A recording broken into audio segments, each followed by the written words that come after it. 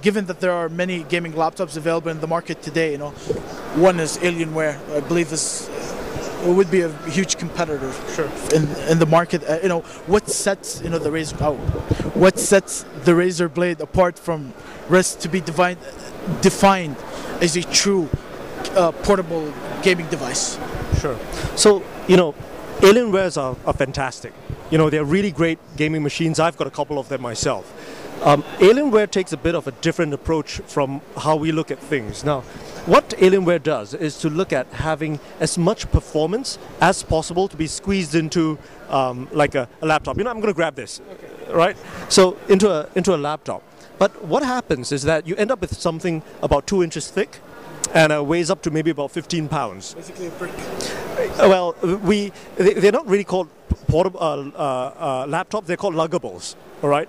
Yeah, there's actually a term for it, luggables. Now we take a different approach. We look at getting as much performance as possible to play the games of today.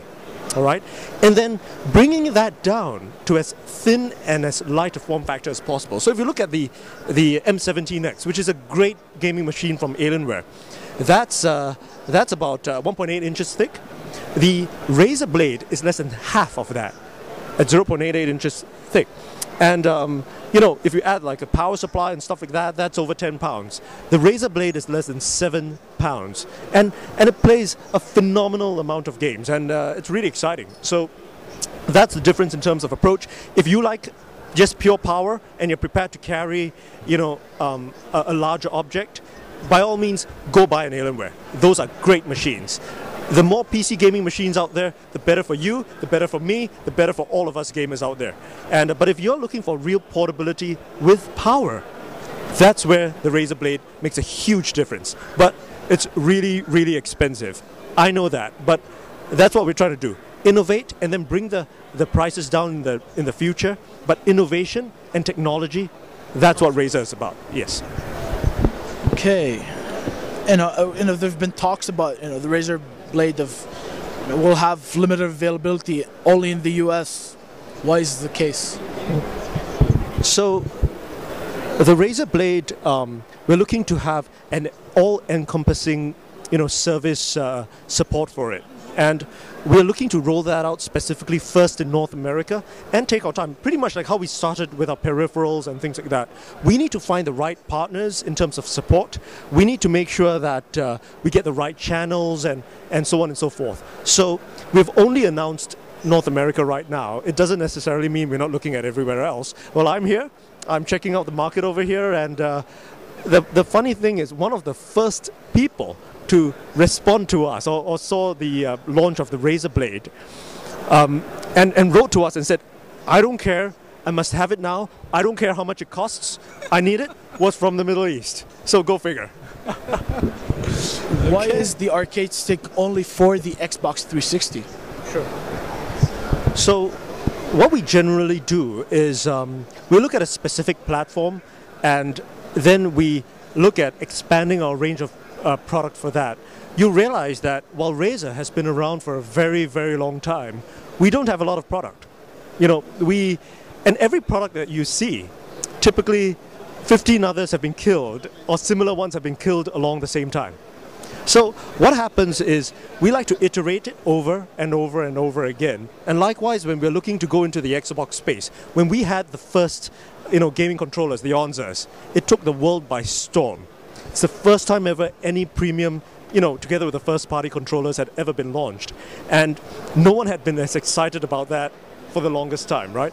So that's what we do. And when we look at other platforms in the future, you can be assured that we'll be looking at revolutionizing it, reinventing it, and kicking ass all the way through.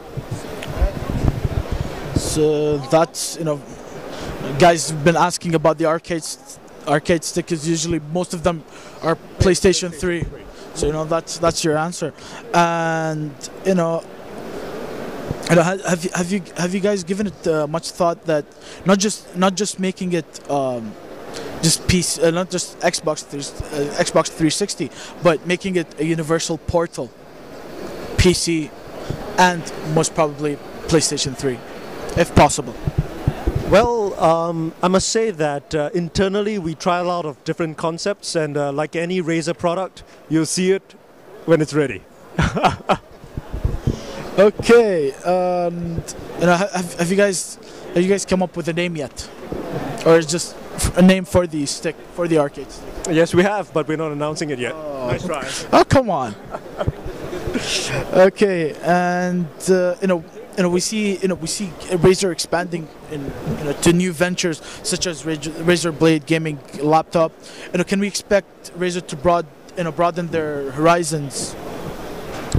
So, essentially, when we first founded the company, we wanted to be the greatest gaming hardware company, or actually the greatest gaming company. So, for us, the Razer Blade was a natural evolution. It's only possible when you have all your design in-house, and we've got hundreds of engineers globally. You'll see that we don't go to some factory and say, can you build me a Razer Blade? That doesn't happen. We need to have real core technology, we need to have real core design ethos, and that's how we're able to kind of expand throughout.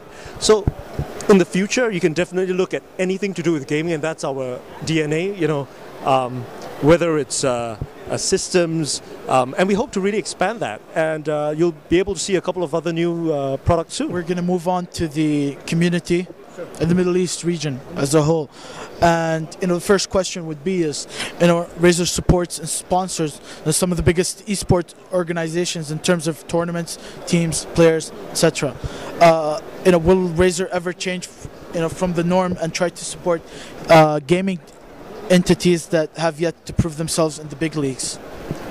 Well, I think you have to remember that Razer has been doing this for a very, very long time. We've started pretty much supporting the community, and it was pretty much the community that we worked with that created this entire space before the corporate guys came in and created, leagues and things like that. So my question really is to you that we are here prepared to support communities like Gaming 420. What can we do to do something for the Middle East? That's a question for me. I should be the one doing the interview. We'll talk behind the scenes about that. Question from Choco DXB. This is the guy that did the Capcom tournament at Games 11. This was last month. Okay. At the end of last month. So he has a question. The FGC fighting gaming community, in the UAE would very much like to be part of the Razer arcade stick beta, testing program. So he's like, hook us up.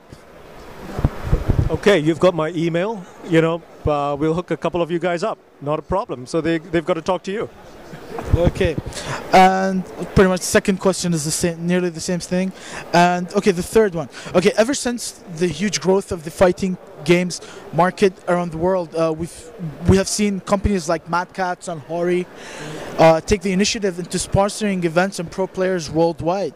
Would Razer consider getting into the sponsorship market to do the same for regional Arab players? Absolutely. I think guys like Mad Catz and Hori do a great job for the community, and we hope to continue, to jump in and work with the rest of them and all of us, to really push ahead. There's so much more we can do with the community, and that's something that you'll see that we are really, really focused on. So right now, the main reason why I'm here is to look at how we can work with our partners, our distributor over here, as well as the community, guys like you, to see how we can grow this together.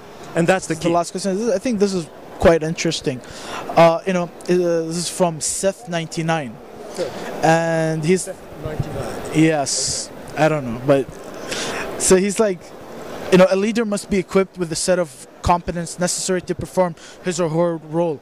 Which would you say is the most important ability a leader should have, and what decisions would you have made in your career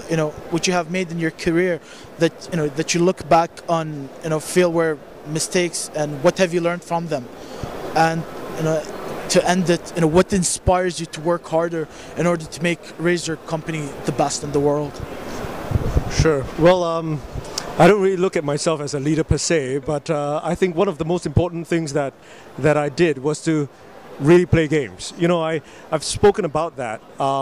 Despite what people have told me, I said, look, gaming is my passion. It's something I believe in, and you'll find that there are not many companies out there with a CEO that actually plays games, you know, and that's I think the difference. You know, it's not just, you know, a couple of guys that we've picked to focus on the community, but really every single person in the company, and I don't just say it for myself, is a true gamer and believes in gaming. So I think that's one, you know, in terms of following my passion and following my dreams, so on and so forth.